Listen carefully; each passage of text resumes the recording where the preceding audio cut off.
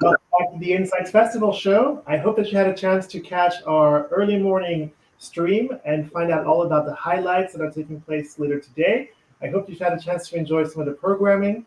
And now we are here for the live SMR update, a special edition coming live to you from the Insights Festival. I'm here in Amsterdam at SMR HQ, but I've also invited some of my colleagues that are based elsewhere in Brussels as well as in the Netherlands to talk a little bit about some of the things that are taking place at SMR, which you should know about, particularly if you're a member, but also, of course, if you're an aspiring member as well. So I hope that my colleagues will be able to tell you about things that you perhaps didn't know about, but you certainly should. And first, I would like to invite to the show Zabir, who's been working on some of our upcoming publications. These are flagship publications, which are membership perks, which are very much respected. And of course, this year is a big year when it comes to reports and publications. So Zabir, welcome to the show and tell us all about what's been happening in your department. Thank you so much, Kim, and thank you everybody for being here and for attending the festival. I hope you're having a great time. Indeed, Kim, like this year has been pretty busy on our end. We have been creating a series of reports, trying to capture, I guess, primarily the impact the pandemic has had on our profession, or at least had up until this year, as well as what the impact is going to be in the upcoming few years. In that front, I guess I would have to begin with our most time-honored report, I would say, the Global Market Research report that was just published yesterday and is absolutely packed with information. We see a pretty clear, of course, impact of the pandemic in 2020, and see some things that perhaps are less intuitive. So we see that while we thought the industry was going to fall substantially, it has actually kept up, and it even posited some positive growth last year. That growth has been primarily driven by the technology-enabled sector, and while the most established part of the industry has seen a slight drop, we have seen that research has moved primarily to more passive methodologies, to more technology-enabled methodologies, and also a bit more to quantitative technologies. And what we also see is an impact that is very unequal throughout the world. Some regions have fallen very sharply, while some other regions actually could keep up to even either positive or not so negative rates of growth last year. And lastly, what we see in the Global Market Research report is that recovery is going also to be rather unequal, which is a worrisome effect that probably will eventually create a widening gap between rich and poor, as we see in many crises.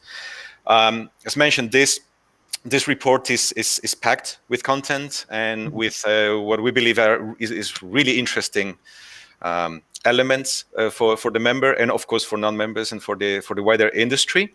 And it can be found in www.esomar.org/GMR. Now, that's not the only report we have. Yes. Can I just interrupt you for a second? So, and GMR is available as a member perk. So for those who are members, they get it for free, right? And then for those who aren't members, is it still possible to get the GMR? Yes, absolutely. That is possible. It is a member perk indeed. So those who are member can just go to this address and purchase it for free. Of course, non-members can still access it at a cost. Okay, good to know. Yes. So another report that is actually being published just in the next few hours will be on our website by tomorrow, but it can be pre-ordered now, is the Global Prices Study. This is our biannual study that looks at the prices of the most typical research projects around the world, and it shows a very good comparative across countries. This is a little bit, I like to compare this to the Big Mac index of market research. Now, this report also shows very interesting takeaways, like, for example, the way online research is becoming cheaper and is converging in all markets in the world. Why is that? Because online normally doesn't have barriers, doesn't have national frontiers. So prices are converging and they're becoming lower. Whereas on the other hand, face-to-face methodologies are becoming a bit more expensive. These kinds of takeaways are very interesting, and it is also very interesting to see them country by country. Now, this report can be found at same thing, www.esomar.org/GPS for Global Prices Study. And I guess I should also add that, yes, indeed, it is free for all our members and at a cost for non-members. So all in all, accessible for everyone. Debbie, I have a question for you. Are you seeing, in similar way that you were talking about GMR and the impact that COVID-19 is really having, is that it's very varied across different markets, and that the impacts that we were thinking we were going to be seeing, we didn't quite see. Are you seeing that also in GPS? Is that also something that you're seeing, that the COVID-19 is also having an impact on prices across the markets, or not really? Yeah. So what the global prices study, I think, shows, rather than very specific, a very specific impact of the pandemic, like something that we can isolate from the pandemic, what we are seeing is that the pandemic has accelerated many trends that were ongoing. So, for example, this lower cost of online is not only because everybody went online. Many companies had to offer online. Many companies had to survive, had to lower prices. There are many elements at play there. It is also a trend that has been seen for the last at least 2 editions of the Global Prices Study since 2016. Likewise, we have seen, for example, a substantial drop on commercial tariffs. What companies charge for the hours of their professionals. We always saw that the researchers, they had a level of dollars per hour. We saw that the market scientists were charged substantially more, but we have seen a drop in this new edition, and we believe that is a direct impact of the pandemic and the tightening of costs. Understood. And again, for those watching, clearly these are unparalleled reports in terms of the information that's gathered internationally. So they really do capture the state of play and the state of the art across the entire market. Xavier, is there anything else that you want to tell the audience before we move on to the next thing? But again, a huge thanks for taking some time away from your very busy schedule, getting these reports out, to share with us some of the key learnings. And of course, I think you'll be learning more about that during the Insights Festival. Absolutely. I guess the very last couple of things that I would like to remind the audience is that we will very soon, scheduled for next Monday, we will very soon be publishing another report, which is much more forward-looking. And instead of looking at where the industry looks right now, it is a much more strategic report that looks at what the evolution of the industry is going to be in the upcoming years. This is very good for all those decision makers, all the C-level professionals that want to really understand where the industry is headed and what their positioning within that industry should be. This is the evolution of the data analytics and insights industry, and will be released next Monday. And I guess as a very, very last note, we are still planning on our pipeline the release of 2 extra reports, ESOMAR's top 50 insights companies, which already appears as a sneak peek in our global market research report that we just published. Good to know. And the Insights Development Market Index, which is a very interesting index that also appears as a sneak peek in our global market research report. So stay tuned. We will just keep on informing you about all these things that are coming. Thank you so much, Kim. Thanks, Xavier. And indeed, I think you really are showing that we are offering a full suite of reports that can really support a company's strategic thinking and strategic reviews. So I think for the SWOT analyses, these are critical documents to have in your hands. So huge thanks, Xavier, for the information. I'd like to invite next to the stage is a good friend and good colleague of mine, Claudio, who's working on all the public affairs activities together with me. And there's been a huge amounts of activities across the world on regulatory matters. And we just wanted to share with you a little bit what's been happening on this front and to show how your membership contributions are really helping to make sure that we are able to offer you a monitoring service of quality that is able to influence legislators. So Claudio, a huge thanks for taking some time away from your work to tell us a little bit about what's happening. And yeah, what do you have to say to the members? Please tell us.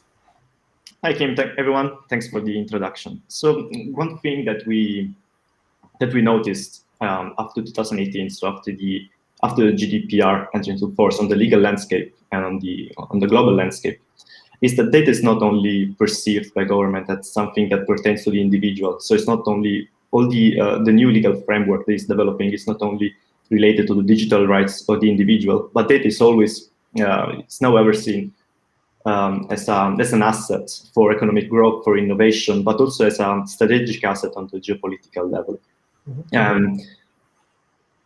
Seeing data from this point of view, we can start to understand why the legal proliferation that we are monitoring right now in all parts of the world can affect data, can affect the industry, and we can affect the players that relies on data for their everyday work. So what we do on the GAPS front is monitoring all these new legal developments that are taking place all around the world. And we can see China, for example, right now is under the radar as the US, and Europe is ever more evolving. And we monitor this development to make sure that while data might not be seen just as a priority for the individual, for our ecosystem, this modification, this new framework does not hinder what are the interests, what are the priorities of our industry, of the researchers, of the entire inside sector. So what we do is we serve as the megaphone, as the amplifier of the voice of the researchers, of the industry itself. And while from one side we try to be there at the palace where the discussion take place, representing the interest of our industry, we also try to act as translators of these innovations for the industry. We can rely on a very important tool, which is the Legal Affairs Committee, which is this hub of senior of experts in the market research and from the legal world, which serves as the big translator of these new norms on a very practical form. Data protection can be seen as a slowdown for many activities, but if interpreted in the right way, it can actually boost the efficacy of any project in market research. I'm sure that Shikhar will also elaborate more on the guidelines that we are providing to make sure that these new norms are correctly applied and serve not as an obstacle, but as a powerful tool in the end of the researchers to correctly apply, to correctly handle data. We have many guidelines that are currently being published. Some are refreshments of old guidelines, that of course in the eyes of these new rules gain a new life. If anyone is interested in joining our activities, they can always contact us at professionalstandards@esomar.org or contact us personally, of course. Perfect. Thanks so much, Claudio. And indeed, for those of you watching, you may be aware that we also have a program called Esomar Plus, which enables you to have access to Claudio's and Shikhar's expertise as well as mine. And we really support companies with their compliance programs and these types of activities. So if you're ever wondering, what's happening and what you should be able to, what you have to comply with, Esomar Plus is your go-to, and that is accessible as an Esomar corporate member. So hopefully you've heard Claudio and what he has to say, and that there's a lot of changes happening around the world. So a huge thanks, Claudio, for briefing us on those different things. And last but not least is Shikhar, who's working with our Professional Standards Committee, who have been very busy, hard at work, releasing a couple of new guidelines which are setting the frame for a new professional standards framework supporting the ICC ESOMAR code, which was recently updated to take into account the explosion of the use of secondary data, so the reuse of data for other purposes. So Shrikar is here to tell us all about that, as well as giving us some sneak peeks into the program of the Insights Festival itself, where some of this work will be actually showcased. So Shrikar, welcome, and tell us all about this. Thank you. Thank you. Well, it's interesting to kind of sum up, because following Xavier and Claudio, the work that's been going on in the Professional Standards Committee really is the culmination of all of these things. So it's a combination of, as Xavier was mentioning, providing this industry-leading guidance and insights. And as Claudio was saying, it also takes into account all of these regulatory changes and the changes in terms of how governments are approaching data and how companies are using data as well. And through lots and lots of hard work by a highly experienced expert drafting team, we recently released 2 new pieces of guidance for insights professionals all around the world. So firstly, we have the primary data collection guideline, and this is for any practitioners and organizations conducting research to use when they're collecting data directly from research subjects for their insights projects. Mm-hmm. And we also have a duty of care guideline, and this is more looking at the ethical standards and ethical responsibilities of insights professionals and how they can meet legal requirements, which, again, to mirror what Claudio said earlier, legal requirements vary all around the world. We're seeing delays in development in other parts of the world, which are now catching up, applying different standards. And what we aim to do, and what the Professional Standards Committee and the guidance aims to do, is create a higher, even set of requirements the world over for all research professionals. So we're not just saying, here's how you comply with the letter of the law in Europe or in the USA or India, China, wherever you're based. We're setting a higher standard for the industry as a whole to make sure that we're all on the same page and we're all reading from the same prayer book, I think is maybe a good way to put it. So these 2 new pieces of guidance have recently been released. They are available to download now on the Esomar website. I think you can find them right on the homepage. Really valuable piece of guidance, and they will soon be supported by a 3rd piece of guidance that is coming as well about the use of secondary data. So that's currently working its way towards the later stages, and it will soon be available to download too.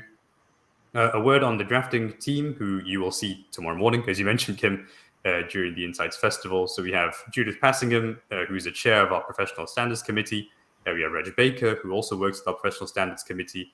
And they work across organizations and supported and partnered with Deborah Harding of the Market Research Society in the UK, and also with Andrew Cannon from the Global Research Business Network. So this is really an international undertaking. It's really a cross-organizational effort to really provide the highest quality of insights. So you can see them discussing these new guidelines and providing some use cases and more information during the Insights Festival tomorrow in the Research That's Good and Best in Class session. And I also want to shout out a project that's very close to my heart, and some people may have seen last week, which is Research Got Talent. So speaking about researchers and high standards, last week we showed the nominees and the finalists for this year's Research Got Talent event. 5 teams of very talented and very dedicated young researchers from all around the world who have been conducting research projects to support charities and NGOs, really showing the social value of research and insights and how it can help tackle some really big issues in different parts of the world. Tomorrow, we will be revealing our winner during the Research That's Good and Best in Class session. It's been a really tightly run competition with some very high quality research. And I do urge anyone who missed the nominations event to go check out the replay. It's available on LinkedIn right now. And if you want to see the final presentations, you can find them on the ESOMAR YouTube page. We have a playlist ready for Research Got Talent 2021. So yeah, I think that's everything from me. So just urge everyone to join us tomorrow morning for the morning session of the Insights Festival, Research Got Talent, and some great new guidelines on the way as well. Thanks, Ricard. And indeed, I think the Professional Standards Committee has been really working hard on making all of those guidelines as practical and as user-friendly as possible. And hopefully you see the result of all that hard work to really make these documents actually living documents that can work side by side with your research projects. Gentlemen, just a huge thanks for participating in our live Esomar update, live from Amsterdam. Insight Festival is going to start again really soon, so do make sure that you check out the program and that you don't miss out on any of the sessions. And if you do, you still can, of course, see them again on demand if you register. So make sure you go to esomar.org to register to attend, to see the events from yesterday in case you missed anything, to see the events of this morning in case you missed those, and to, of course, see the live showing of all the rest that's coming up. So a huge thanks for participating. Let us know your comments about this and other activities. If you want to hear any of the speakers come back to the Insights Festival show, make sure that you join us. And again, it's going to be a great day. There's huge amounts of wonderful programming. Thanks, gentlemen. It's time for the rest of the Insights Festival.